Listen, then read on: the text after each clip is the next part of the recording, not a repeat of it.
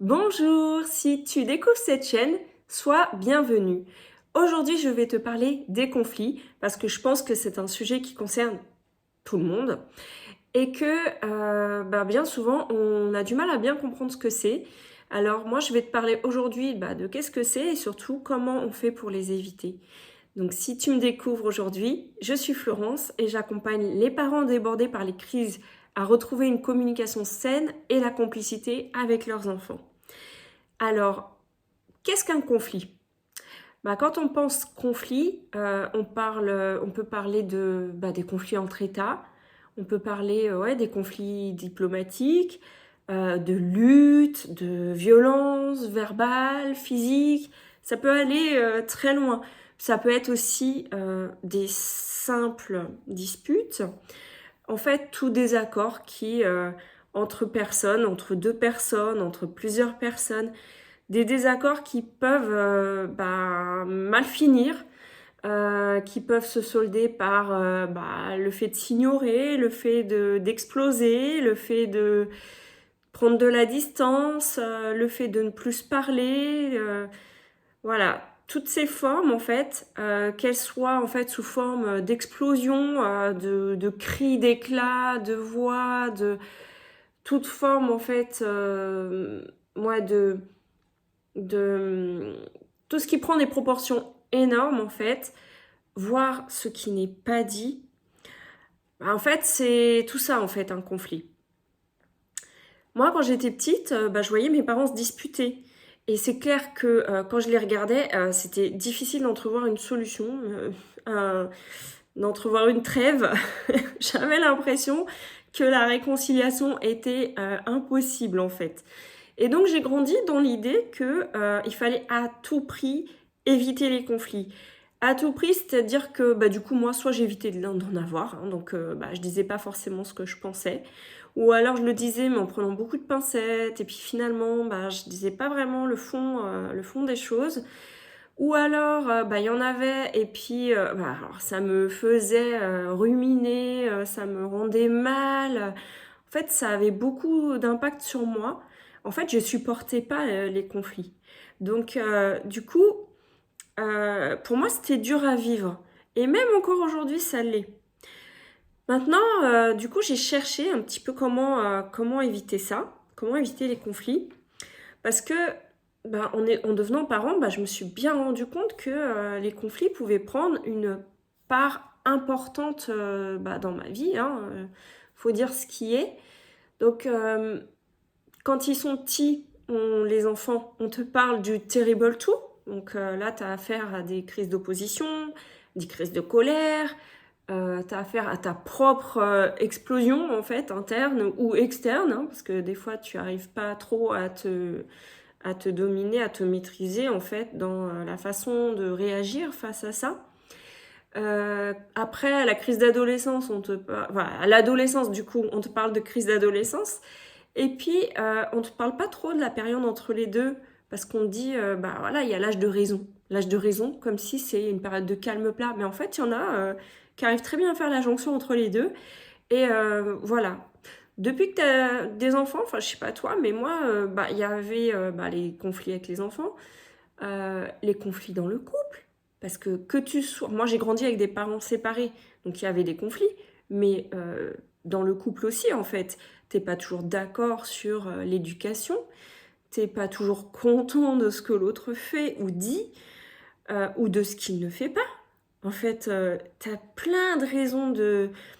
Un conflit a plein de raisons de naître, en fait. Alors, du coup, tout ça, ça te prend beaucoup d'énergie. Et moi, je cherchais absolument à les éviter. Ah oui, mais j'ai oublié de te parler de quelque chose. Il y a aussi les conflits au bureau. Parce que tu as des collègues qui sont pas toujours faciles. La hiérarchie, n'en parlons pas. La direction, les RH, on en parle ou pas? Bref, des raisons d'avoir des conflits, il y en a plein.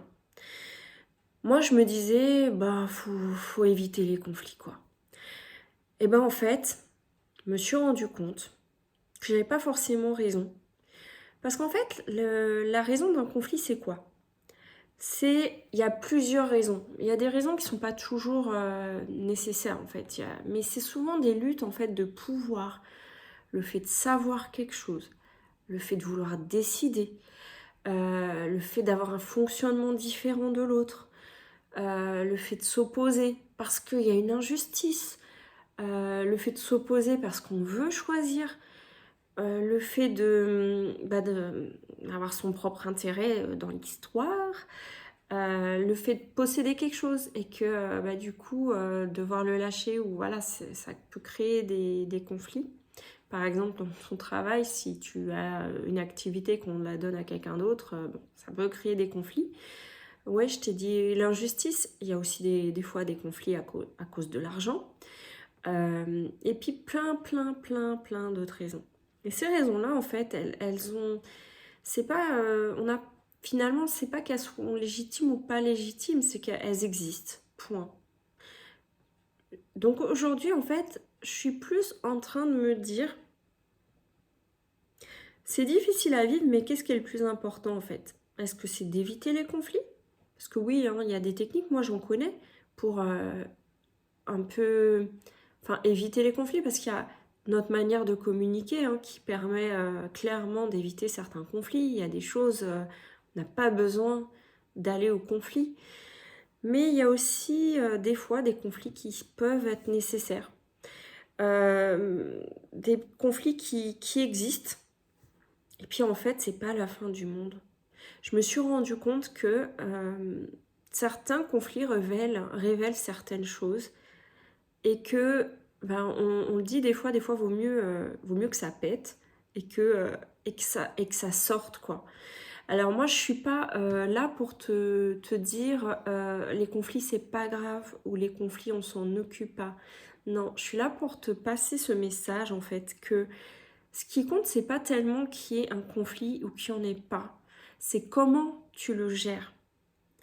Comment tu le gères en fait. Qu'est-ce que ça crée chez toi quand il y a un conflit? Qu'est-ce que ça crée chez l'autre quand il y a un conflit? Et au final, qu'est-ce que tu veux en faire? Est-ce que tu veux en rester là? Est-ce que tu vas aller plus loin? Donc aujourd'hui, voilà, ma réflexion, c'est je cherche plus à éviter les conflits. Je cherche à en avoir moins, bien sûr. Je cherche pas à en avoir tous les jours, c'est pas mon but dans la vie. Mais je cherche surtout à les gérer quand il y en a. Et du coup, j'accepte que des fois, il y a des choses qui ne dépendent pas de moi, que je n'ai pas pensé, que je n'ai pas anticipé, des choses que je n'ai pas imaginé que ça pouvait créer chez l'autre. Et donc, avec beaucoup plus de bienveillance envers moi, beaucoup plus de bienveillance envers l'autre, je vais maintenant chercher à gérer les conflits plutôt que d'en avoir peur ou de les éviter. Alors j'espère que cette vidéo t'aide à revoir le sujet peut-être autrement, si c'est quelque chose qui te parle. Et puis dans cette série, en fait, je t'invite à la suivre parce que je vais te donner beaucoup plus de choses pour la suite. Et on va voir du coup quelles sont les conséquences des conflits, quelles sont les solutions qu'il y a à ça. Et puis voilà, je t'invite à me partager en commentaire ce que tu en penses. Qu'est-ce que ça veut dire chez toi, un conflit? Qu'est-ce que ça génère chez toi? Et comment tu t'en occupes? Je te dis à bientôt sur cette chaîne. Bye bye!